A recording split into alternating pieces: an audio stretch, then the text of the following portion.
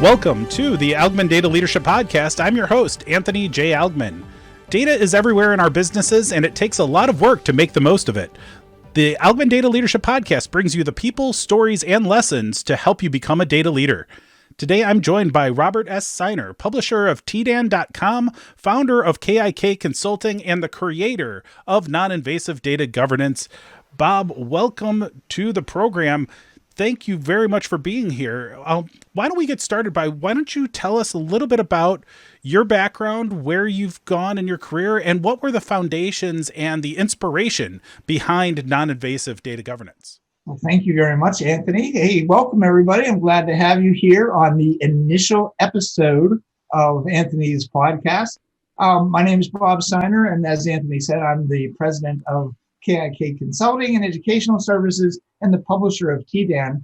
I have been focusing and working in the field of data management and data governance probably for about as long as anybody. I know don't look that old, but I've been doing it for quite some time. And in fact, what really kind of got me started in the field of data governance and the idea of non-invasive data governance was that way back, more than 25 years ago, I think it was 1994, I read an article written by a guy who is a data guru, Larry English, and it was called Accountability to the Rescue. And it talked about making people or getting people within your organization to be accountable for how they manage and how they use data. And I thought that was a great idea. I pitched the idea to my boss of this idea of starting a stewardship program. And again, like I said, this was like 26 years ago, and he liked it a lot.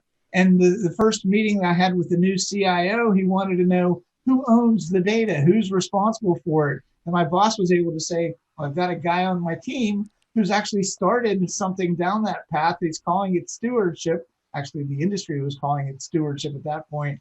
And I got my first start. And the idea was to first identify people who were already doing this type of work and help them and make them formally accountable for how they define, produce, and use data. So it kind of turned into the non-invasive approach when I eventually went off and became a consultant working on my own. But that's kind of was my inspiration in getting started. It all started from reading an article on data stewardship, actually.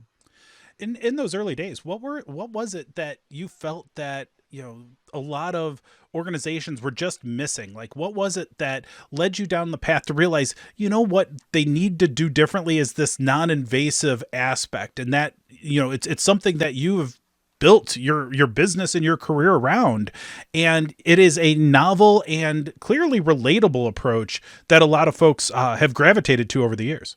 Well, the idea was, and back then, it was mostly mainframes, and it was mostly those types of systems that organizations had. And we found the same data was all over the place. We had multiple copies of customer, multiple copies of provider information, subscriber information. Obviously, I was in the healthcare industry at that point. And I found that nobody was taking accountability for anything. And I felt that it made sense, first of all, to put formal accountability into place. That was that whole idea of data stewardship. But I thought that we could recognize people that were already doing this stuff, and they couldn't say no. They couldn't say, no, I'm not using the data. Yes, you are. If we have you as using the data, then you have to protect it. If you're defining the data, you need to follow some type of a standard for how that data is defined. So right from the get-go, I felt like it just made sense to leverage what people were already doing first. That way they weren't going to push back and say, no, I'm not doing this, when in fact it was part of their job. So it just seemed to be a logical approach, and it's really kind of caught on. Did people gravitate to this initially? Were they like, yes, make me accountable for this, or I want to be recognized for achieving these things with data? Or was there pushback? I would imagine there was pushback, right? Well, the first thing that was most important was that my boss liked the idea. He said that people were going to be much more acceptable to it. But you know what? It really is a common sense, very practical approach. Yeah. And if the idea is that if you can explain it to them, that you're already defining data, you're building a data warehouse, you're building a master data management solution, you're implementing an ERP system, or in these days, building an analytical platform. If you can start with the premise that they're already doing this, and that you're there to help them and not to interfere with what they're doing, they're much more willing to accept it. But back then, it took an explanation to them as to the fact, hey, you're doing this. We want to help you. We don't want to get in the way of what you're doing. And then the more and more these days, as we get to the point where data protection, data privacy becomes a really important thing, people can't say, no, I'm not, I use that data that needs to be protected, but I'm not going to follow the rules. Well, your organization just isn't going to allow that in most situations. So a lot of people say, we don't have any accountability. Well, yeah, you do. It's just that it's very informal. And because it's informal, it leads to inefficiency, it leads to ineffectiveness. And it just seemed to be a common sense way. And people kind of do gravitate to that idea once you've explained it to them. That makes a lot of sense. And I think, we've talked a bit about how things started out with your mainframe experience and the organizations you were working with. I like to think about now, right? Now is interesting because we have all this fancy technology and all of these amazing things that we can do, Internet of Things and the cloud, and, machine learning and artificial intelligence is one of the big ones right now. And I think about all of those, kind of cutting edge aspects of data that people like to focus on because they're today's shiny objects. How does non-invasive data governance influence those, or is it fundamentally different than it's always been? No, you know what? I don't think it's that fundamentally different. I mean, I know that there's been people that have wanted to call certain types of data governance master data governance or big data governance, or put a label on what type of governance it is. But the way I define data governance is that it's the execution and enforcement of authority over the management of data. And that's any data. That's analytical data. It's, like I said, it's your ERP or your data warehouse, your BI environment. So I don't think that the technology changing is having that much of an impact. I'd rather think that it's the discipline of data management. And all those things that you talked about, they're all data centric. They all require good data that people trust, that they understand.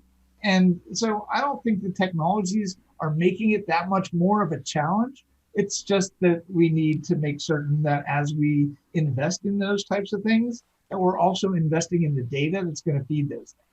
Yeah, I would tend to agree with you. I think that what we've always done with how we manage data, it's always been eclipsed by more data and more complexity and different kinds of systems and different kinds of tools. It's always evolving, but the fundamentals are still there. Like, that's not fundamentally different today than it ever has been, though some of the details, some of the implementation aspects certainly need to be refined, certainly need to be adapted to new technologies, but that's kind of always been the case.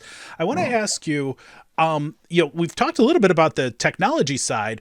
What about on the business side? Are businesses using data that they're managing in different ways today than they have before? Or is it simply more is more? Like, we have more technology, we have more tools, we have more data, we're using it more? Or is that even true at all?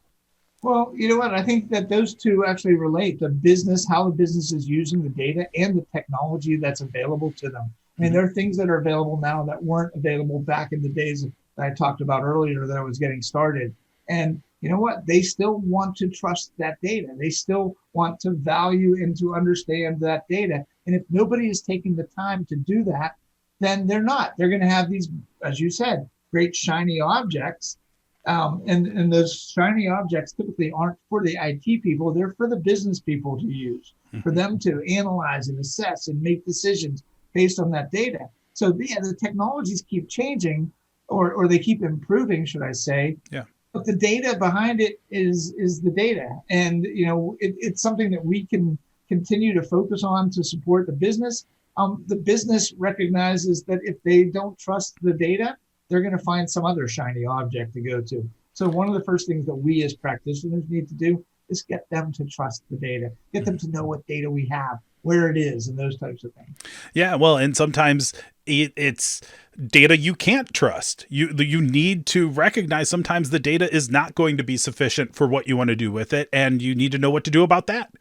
We're recording this at the kind of heart, or what we think is going to be the heart of the lockdown related to the coronavirus and COVID-19. And as a data practitioner, what do you think are the interesting data stories behind all of the pandemic and response and all of that? Do you see anything in the data that we, constantly inundated with data in our personal and professional lives, but with this crisis, is there anything that the data is telling you that you think maybe that it isn't public knowledge, or that it isn't, that people may not be seeing the story behind some information that you might see a little bit differently? Well, you know what? I don't know. I don't have firsthand knowledge of a lot of the data that they are collecting, but I will tell you this, and it kind of goes back to two articles that I wrote on the TDAN publication. The first one is there are no facts without data.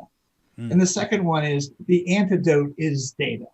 Or the antidote is facts, actually. Oh, like right. I said, there's no facts without the data to be able to support it. And so what I would like is the people that have the data to be giving us the data. For example, people are announcing the ever rising number of cases of the COVID-19 virus, but they're not giving the information along with that as to how many people are being tested. What percentage of the people are being tested? Those types of things. You know what? I think that the more that we can stick to the facts, and that the facts have actually true data behind them in order to make them reality, that's who I'm going to trust. I turn on TV, I turn on certain cable news networks, and I watch things, and I say, well, okay, when you say these things, what data do you have? I'm just thinking in my head, what data do you have to support these things? And if you don't have the data, then don't express them as being facts. You'll find that a lot of the experts in the industry are stating facts because they're the ones that are using the data. And then there's others that I won't name right now that are stating things that they think are facts, but they're not reality. Let's stick to the facts that are supported by the data. And I think if we all do that, and we can all see the reality of what's happening, we're all going to be better off. We're all going to feel more comfortable about this as we all deal with the same thing. You make a great point there, and it reminds me that even under less stressful or catastrophic times, data is often used in the backwards fashion. And what I mean by that is that a lot of times people have a hypothesis, or they've reached a conclusion for whatever reason, and they will pick and choose data to support that conclusion. If you capture enough data, you can find some correlation somewhere. You can find some data set, some sample somewhere that supports your preconceived notion. And then you package that in like it's a data-driven analysis, and then you give it to people and you say, hey, look, I was right the whole time. Here's the data that shows it. That is the absolute wrong way of going about data analysis. And it's a real danger because people not only do it intentionally, especially in circumstances like this, but they also do it unintentionally, where they think they're trying to prove or disprove a hypothesis that they have, but they're just looking for that confirmation. They have that confirmation bias. Okay, what can tell me that I'm right? Really, we need to be looking at that data to ask questions that we're trying to unveil the truth. I've often said, data is the closest thing we have to truth in our organizations, but truth still comes with perspective. And we have to be very careful that we don't introduce noise or a unintended perspective or, nefarious perspective with intention into the kinds of data that we're doing. Have you seen, examples of that in maybe not the pandemic and COVID-19 per se, but like in the past, have you seen, where that may have led a business awry because they thought they were doing good data analysis, but it ended up leading them down a wrong path? And, I think that from what you said, yes, I've seen examples of that. People can draw correlation and relationships between any data that they're using, basically. And so that kind of enters into the equation, the whole concept of data ethics and making ethical and right decisions. But it also takes into consideration something else that's very important to you and very important to me, the whole concept of metadata, the context of the data, how the data can be used, how the data cannot be used. So it's very clear. So it's not just a fact because there's data that you can manipulate to support your premise. It's some combination of data ethics and data governance and data leadership, to make this all work out right. We should be careful. We should take a look at the data that's being provided. And if somebody says that more redheaded people I used to have red hair. Drive green cars. I have a green car. That's kind of a silly stat, right? I mean, unless you have really some data that shows out of this number of people that are redheads, this percentage of them have or have green cars. You can't really take that as a fact. So yes, it's a nervous now that there's more and more data. It's something that we all should be nervous about. We should all take even what is being presented to us as fact with a grain of salt and say, if we really don't believe that there's a direct correlation between these items that are now being used to state a fact, that we don't trust these quote unquote facts. A comment that was made several years ago was the whole concept of alternate facts. And you know what? There are no alternate facts. People can make up things and they can look for relationships that really have nothing to do with each other.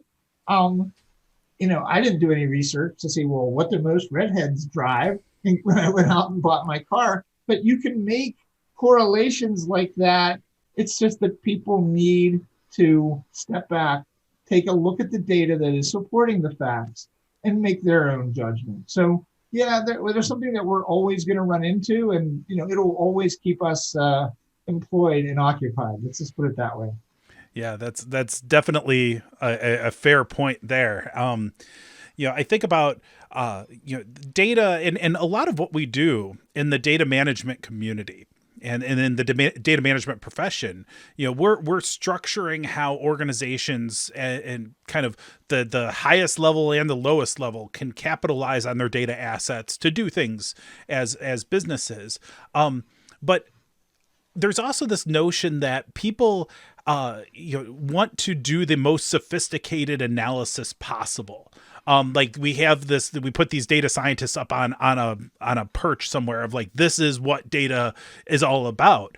And a lot of the time, in my experience, and I'm curious if this has been the same experience for you, is that a lot of times we're missing the point by trying to make things more complex or more sophisticated. In reality, we need to be making things simpler and easier and clearer to people that are dealing with this day in and day out. It's like organizations will approach us about wanting to do something really complex, and we're saying, whoa, pump the brakes. Let's get the basics right first. And what are your thoughts on that? And can you talk a little bit about how non-invasive data governance helps that?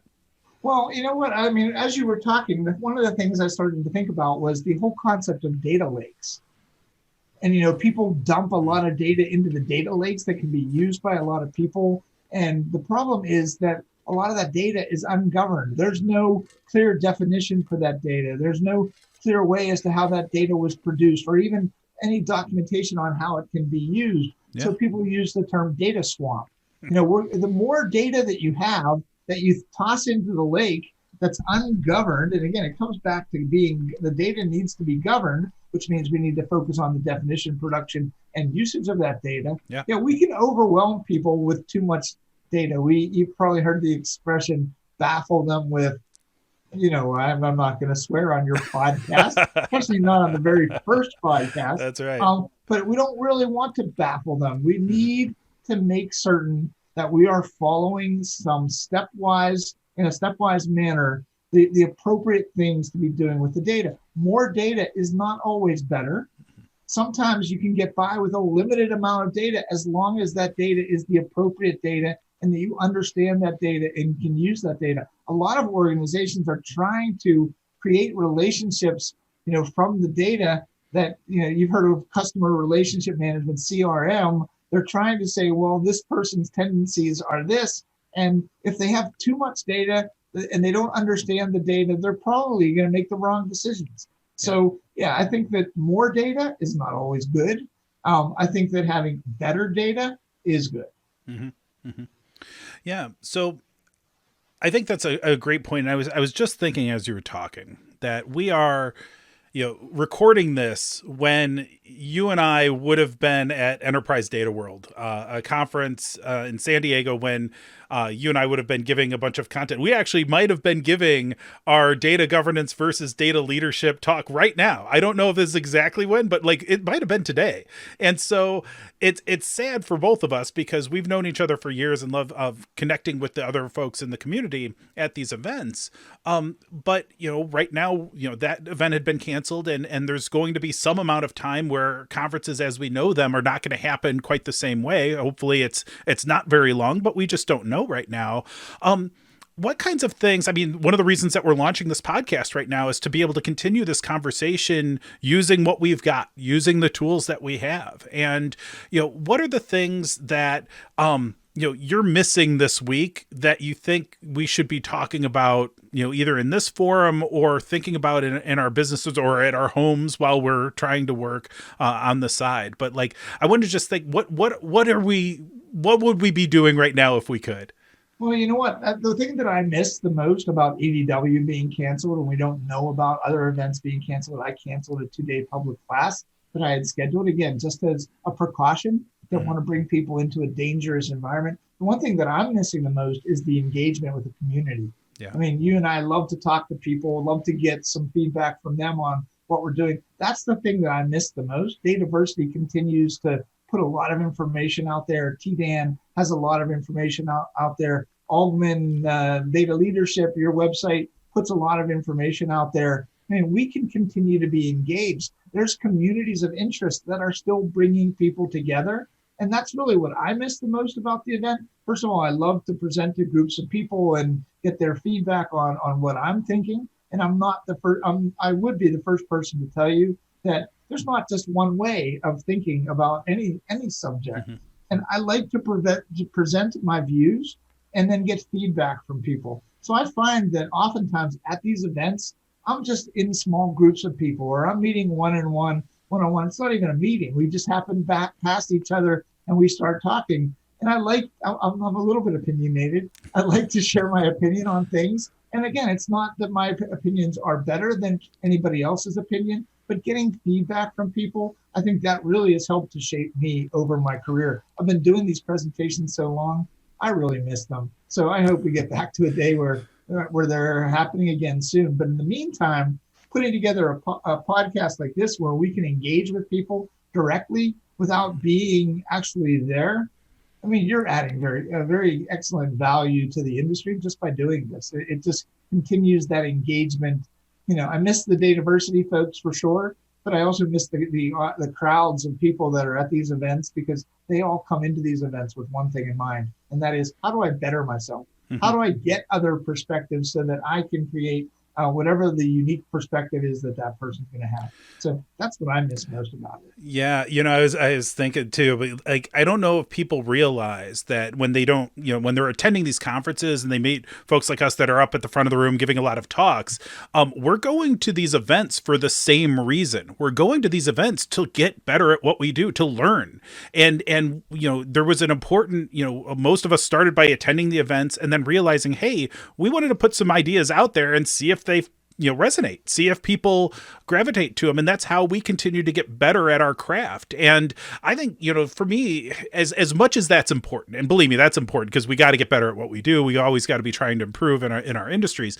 To me, it's that social connection, that coming together with a bunch of other data nerds, for lack of a better term, and realizing that people, I don't call them data nerds, but data people. Yeah. I'll call myself a data nerd amongst data people. We'll do that. But what the key thing for me is that a lot of times, whether we're in consulting and we're doing this at clients or we're in a business doing this as our day-to-day job, it's easy to feel lonely. It's easy to feel like you're the only one who understands this stuff or that's promoting data, management, data governance, metadata management. We did not pick great terms to like go out and run and champion, but oftentimes we feel like we're on islands, like we're the only ones who get it. And when we go to events like Enterprise Data World or other conferences or even just, local DAMA chapter meetings, we can get that connection with folks, learn from them, and realize we're not alone in this. And that, I think, is just as important as the functional and technical broadening of our knowledge base. It's really important for us to feel like, hey, we're part of this community. And that's why I'm so excited about what like some of the stuff DATAVERSITY does with their online community and online training and things. Like, is it as good as being in the same room at a conference? Not quite, but it's way better than not having any of it. Right. So. Well, yeah, you know what, that's true. And I go to the conferences for exactly the same reason that you said. And especially when I got started was to just learn. And I attend sessions when I'm not speaking. And because I want to learn, I want to hear what other people have to say. There's perspectives that I don't have that I I'd like to hear from other people so that I can at least incorporate that into my thought process as things to consider. Yeah. These conferences and these getting together of people. The fact is, so I'm going to disagree with you. I know that's hard for you to believe, What? but that people go to these events, and yes, it's great for them to feel they're among their own, basically. And I tell my wife when I go, especially to EDW, that's where my people are. That's right. All the people that are data people, and it's great to be there. But everybody goes in with the understanding that they're going to leave at some point, and they're going to go back to their office. So the continued engagement, the continued community, it just becomes more and more important. And in fact, what I like to see out of these conferences is people that go back to their organizations inspired. They've got some great ideas. When I started attending conferences at the beginning, I was told, if you can bring back one or two possible ideas that we can start to implement that have been used other places that you've heard from other people, it's a good thing. So we don't have to stop the community. We don't have to stop the engagement when the conferences come to an end. It may inspire us to do great things when we go into our organizations, but things like this podcast, things like the webinars that I do, things like the DATAVERSITY community, those are all vehicles that you can start conversations and you can get other people involved without actually being there face to face. So community is it, but we don't have to stop the community because the conferences have come to an end. Oh yeah, completely agree. I completely agree. So I will disagree with your statement that we disagree, because I think we are absolutely on the same page. And I mean, I'm not going to pretend that I'm not sad about it though. I'm very disappointed that we didn't get to be in person this week in San Diego at Enterprise Data World. And it's more than that. It sucks. And that's not a swear word, but it does. I mean, people were really looking forward to that event. They're looking forward to the another event coming up in June. I hope the people that were registered for my class were looking forward to those events. So it's really terrible. But the fact is that we got to deal with what we're being dealt. Mm-hmm. That's first and foremost. And as long as we can keep the community going, that's fine. But yeah, it's terrible. I'm not happy about it at all. I'm hoping that we get through this as quickly as possible so that we can kind of get back to quote unquote normal. And the normal would being able to be engaged with the people that this podcast is meant for, the people that the webinars are meant for, all of those things. It just has to continue, and it will continue because the data people community, the data nerd aspect of the data people community, we are all very passionate, or a lot of us are very passionate about what we're doing, especially the people that would be watching this podcast. I think they're passionate about it. And as long as we can keep that passion going and share what we're learning with other people, and then they'll share with you, we're all going to get to where we want to get as quicker than if we didn't do that. Yeah, I definitely agree. And I think that, while we feel this, kind of pressing loss with the conference this week, we will have more conferences in the future, and we'll do more online events. And we have, look at the plus side. We're able to do this and like this podcast, this conversation completely remotely. We're in different states, half a country away, and we're able to put this together. And there's a lot of ways that we can continue, to your point, connect with the community in ways that are more virtual in the immediate term until we can get back to in-person conferences in the future, in-person events in your local community as well. So let's go back to actual data stuff for a little bit. And I want to think about what kinds of things in the market today, maybe even given the all of a sudden need for so many people to be working from home, what kinds of things have you identified are maybe the top 3 pressing issues in data management today, as far as you're concerned?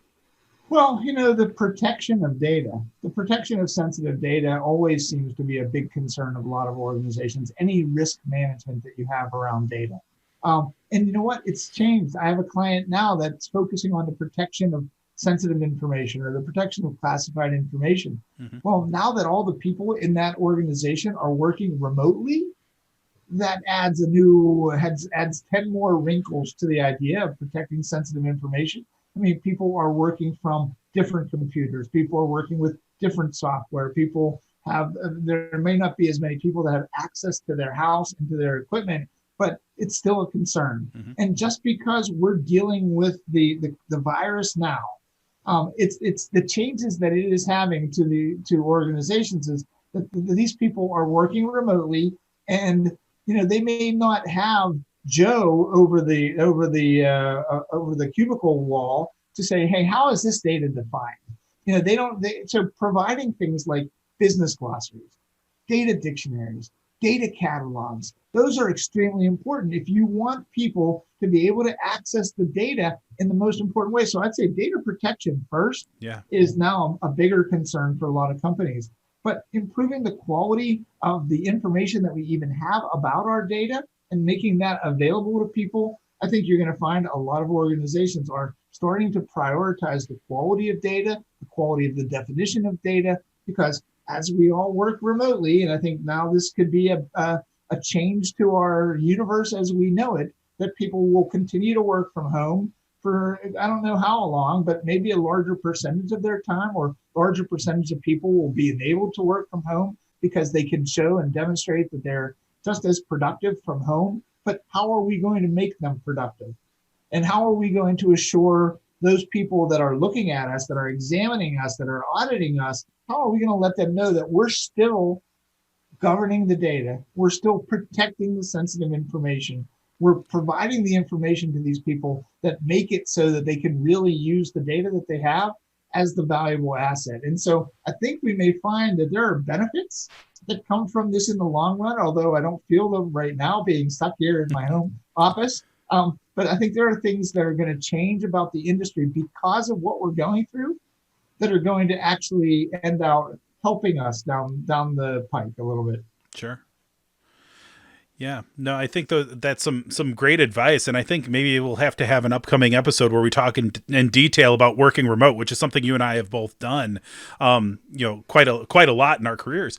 I do think too, like one of the most jarring aspects of immediately going to work from home is that every communication takes effort. There's no like just casual meeting in the kitchen or walking by in the hallway type of stuff. Like you're opening up your IMs, your Slacks, your email or what have you, and you need to instantiate a conversation. And so that kind of threshold that you get past tends to be a little bit more formal. So I think it's really cool to see some of those organizations that are doing things like a virtual happy hour or just like social, trying to connect and just chat casually. I think that's a big part of it. And then I also think too, the need to have kind of self-monitor and take breaks. I am the worst at this. Like I will sit down at my desk and work all the way through the day and have gotten up for a couple bio breaks and nothing else. And realize that all of a sudden it's 5-6 o'clock.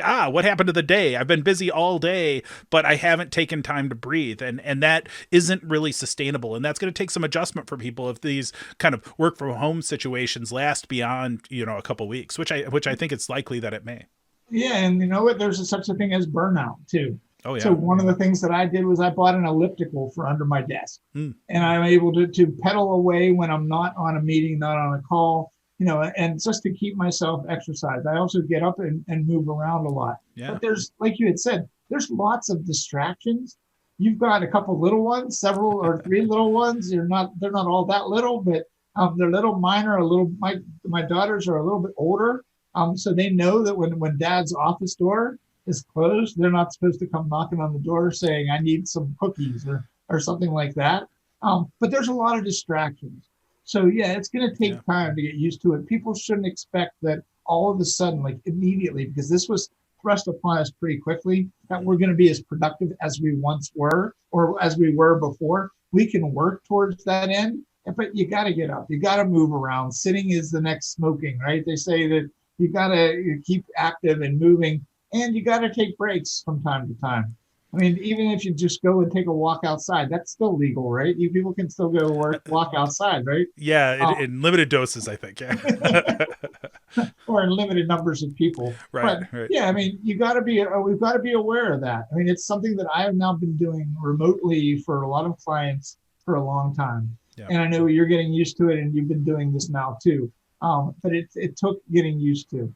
And, I find that it's great to have an office in my home, but when I wake up in the morning, I'm at work. When I go to bed at night, I'm at work. So how do I not work all day long? I've got things to do, but the fact is, you got to have other interests too, and just you've got to have the diversions. Well, unless you look at work as being a diversion of your real life, your regular life, you've got to look for some diversions from your work life, and I think that's extremely important. Play music, do things that you need to do. Stay away from watching the news all the time. It's not going to get any better. And just check in on it once in a while. Yeah. But there's lots of distractions. I think a podcast on working from home and some of the trials and tribulations that go along with that, I think that would be a great idea. Yeah. Well, and maybe we'll keep it in mind for next time. With that, I think we should call it a show. Bob, thank you so much for being here. Hopefully we'll have you back again really soon. And I think that the key here is to recognize that, there's a lot of different approaches. There's a lot of different people out there. We're all trying to find our way and understand this stuff as well. And we're trying to do our best to impact our businesses, whether we're in person there, remote, writing, thinking, speaking, just try to solve these challenges to help our businesses get better at what they do. With that, thank you for watching or listening today. Please remember to follow, subscribe, like, and rate our show on YouTube and all the podcast platforms. You can find more information about Algman Data Leadership, about my book, about the podcast, about all this stuff at algman.com. Stay safe during these challenging, unusual times, and go make an impact. Thank you very much, everybody. Thank you, Bob. Take care, everybody. Take care, Anthony.